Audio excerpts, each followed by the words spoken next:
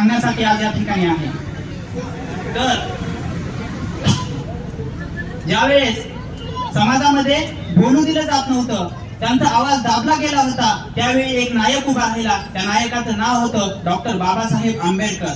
आणि त्या नायकाने ठरवलं, जर आपल्याला समाजात बोलू दिलं जात नसेल तर आपण त्यांचा आवाज बनलं पाहिजे, आणि जर आपण त्यांना एक आवाज देण्याचं एक माध्यम निवडलं पाहिजे, आणि त्या माध्यमाची त्यांनी निवड केली आणि मूक नायकाचा जन्म झाला। आणि मूक नायकाचे जन्मदाते होते डॉक्टर बाबासाहेब आंबेडकर। डॉक्टर बाबासाहेब आंबेडकर यांनी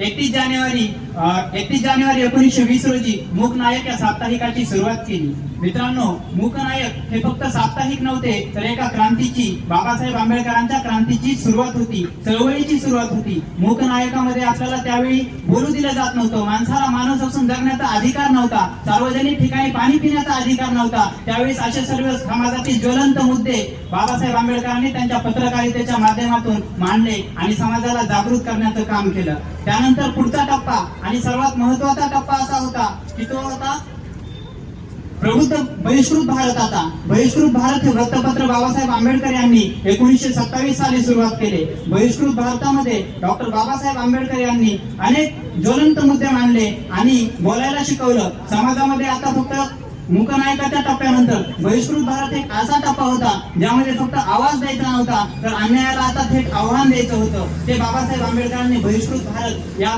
पत्रकारितेच्या माध्यमातून केलं।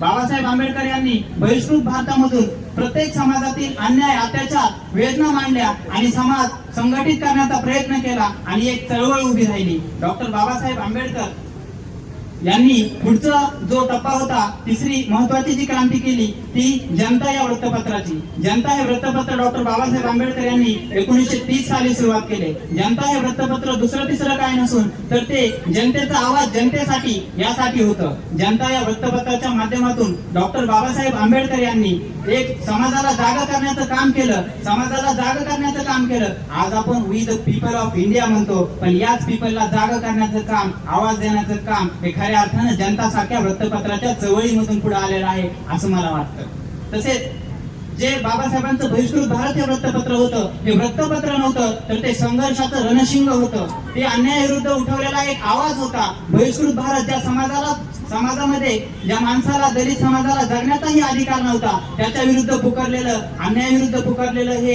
एक बंड होतं बहिष्कृत भारत नावाचं। आणि त्याच्यामुळे समाजामध्ये एक जागृती निर्माण झाली, एकी निर्माण झाली आणि पत्रकारितेच्या माध्यमातून बाबासाहेबांच्या एक चळवळ पुढे झाली। आणि त्याच्यानंतर चौथी आणि महत्वाची क्रांती जी बाबासाहेबांनी केली पत्रकारितेच्या क्षेत्रामध्ये ती होती प्रबुद्ध भारताची। त्यांनी प्रबुद्ध भारत हे असं महान माध्यम निवडलं कारण आता गरज होती। मूकनायकाच्या माध्यमातून आवाज दिला गेला होता, बहिष्कृत भारताने तो लढा चालू ठेवला होता, जनतेला विचार करण्यासाठी भाग पाडलं होतं, परंतु प्रबुद्ध भारताने या जनतेला एक प्रबोधनाचा मार्ग दाखवला। कारण प्रबुद्ध भारताची जी सुरुवात होती ती डॉक्टर बाबासाहेब आंबेडकरांनी 1956 साली केली होती। आणि त्यावेळेस बाबासाहेब आंबेडकरांनी बुद्ध धर्माचा स्वीकार केला होता आणि त्यांना समजलं होतं की खरी क्रांती हा मनाचा बदल आहे। बाबासाहेबांना लक्षात आलं होतं की खरी क्रांती हा मनाचा बदल आहे। आणि मग बाबासाहेब आंबेडकरांनी प्रबुद्ध भारताच्या माध्यमातून, प्रबुद्ध भारताच्या लेखामध्ये समाजामध्ये ज्ञान आणि विवेक पसरवण्याचं महत्वाचं कार्य केलं।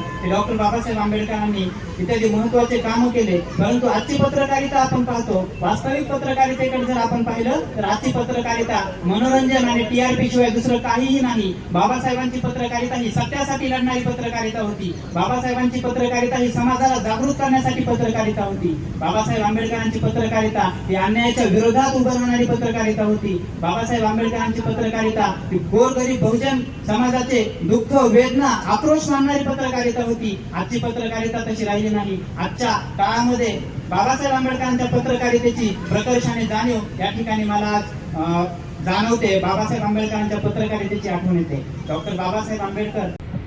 माझे नाव प्रेरवी रविकिरण अवचार आहे। मी इयत्ता 5वी या वर्गात शिकत आहे।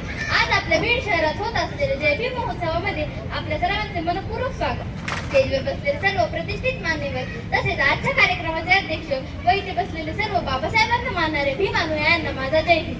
महापुरुष वक्तृत्व स्पर्धा यामध्ये माझा विषय आहे ग्रंथप्रेमी बाबासाहेब आणि वाचनाचे महत्त्व.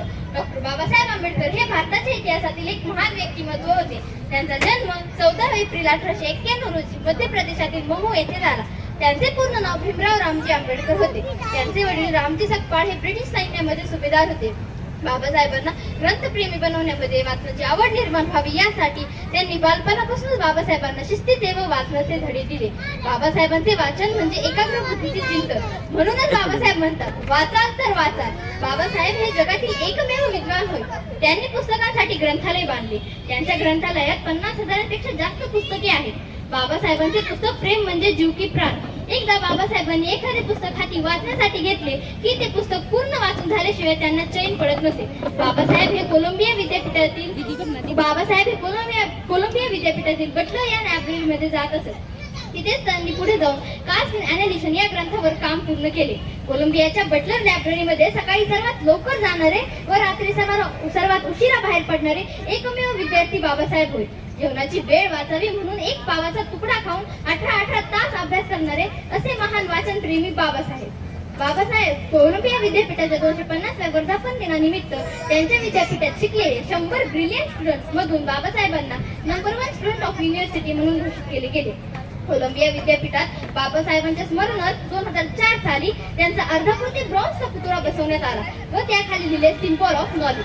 असेच एकदा बाबासाहेबांची पुस्तके घेऊन लंडनवरून येत असलेली बोट जास्त वजनामुळे समुद्रात बुडाली. तेव्हा बाबासाहेबांना एवढे दुःख झाले की त्यांना वाटले आपल्या आयुष्यातील काही वर्ष पुस्तकांना व्यर्थ गेली आहे. ती आपल्या पुस्तकांना अगदी मुलाप्रमाणे जपत. एकदा ब्रिटिशांचे हाय कमिशन भारतीय नेत्यांना भेटण्यासाठी भारतात आले असता ते सुरुवातीला रात्रीच्या 11 वाजता जवाहर नेहरू यांच्या घरी गेले. त्यांच्या नोकरांनी सांगितले की नेहरू हे आराम करत आहेत. त्यानंतर ते रात्रीच्या 12 वाजता मोहम्मद जिना यांच्या घरी गेले. त्यांच्या शिपायाने सांगितले की जिना हे आपल्या पत्नीसह काश्मीरला फिरण्यासाठी गेले आहे. त्यानंतर ते रात्रीच्या 2 वाजता मोहनदास गांधी यांच्या घरी गेले. त्यांच्या पत्नीने सांगितले की ते झोपले आहेत. पुढे जाऊन सर्व ब्रिटिश कमिशन हे बाबासाहेबांच्या राजगृह निवासस्थानी गेले असता त्यांना घरात उजेड दिसला. त्यांनी आत जाऊन पाहिले तर बाबासाहेब हे पुस्तकातून वहीच्या कागदावर टिप्पणी काढत होते. त्यांनी बाबासाहेबांना विचारले, बाबासाहेब, आम्ही जिना, गांधी, नेहरू यांच्या घरी गेलो होते का? तेव्हा कुणी झोपलेले आहे, कुणी आराम करत आहे, तर कुणी बाहेर गावी फिरण्यासाठी गेले आहे. मग आपण एवढ्या रात्री 4 वाजेपर्यंत जागे का? त्यावर बाबासाहेब म्हणाले, जिना व नेहरू यांचा समाज जागा आहे म्हणून ते निवांत आहेत, पण माझा दलित समाज शिक्षणाअभावी अज्ञानात झोपलेला आहे म्हणून मी जागतोय. बाबासाहेबांचे उत्तर आणि सर्व ब्रिटिश कमिशन थक्क झाले. असे ग्रंथप्रेमी असलेले बाबासाहेब यांनी त्यांच्या हयातीत एकूण 32 ग्रंथ लिहिले. 23 पूर्ण व अपूर्ण आहेत. त्यांचे काही प्रमुख ग्रंथ म्हणजे caste in India, the untouchables, RBI म्हणजेच भारतीय रिझर्व्ह बँक ज्यावर स्थापन आहे असा द प्रॉब्लेम ऑफ रुपी ग्रंथ. तसेच सर्व अनुयायांना बुद्धांकडे प्रेरित करणारा बुद्ध आणि त्यांचा धम्म, रिडल्स इन हिंदुझम हे काही प्रमुख ग्रंथ होय. प्रत्येक ग्रंथ लिहिताना त्यांचा प्रचंड वेळ खर्च झाला. एक ग्रंथ तर त्यांच्या आयुष्यातील माइलस्टोन ठरला. तो ग्रंथ लिहिताना त्यांना 2 वर्ष 11 महिने 18 दिवस लागले. तो ग्रंथ भारताचा राष्ट्रीय ग्रंथ ठरला. आपण त्याला संविधान म्हणतो. या देशाला लिंग किंवा संपत्ती यावरून कोणताही भेदभाव होणार नाही. प्रत्येकाला शिक्षणाची आणि प्रगतीची समान संधी मिळेल. दुसरे म्हणजे त्यांनी शिक्षणाला खूप महत्त्व दिले. बाबासाहेबांचा शिक्षणावर खूप विश्वास होता. ते म्हणायचे, शिक्षण हे भागिनीचे दूध आहे आणि जो ते प्राशन करेल तो गुरगुरल्याशिवाय राहणार नाही. त्यांच्या स्वप्नातील आधुनिक भारतात प्रत्येक मुलामुलींच्या हातात पुस्तके असावे जेणेकरून तो जगाशी स्पर्धा करू शकेल. शिका, संघटित व्हा आणि संघर्ष करा हा त्यांचा मूळ मंत्र होता.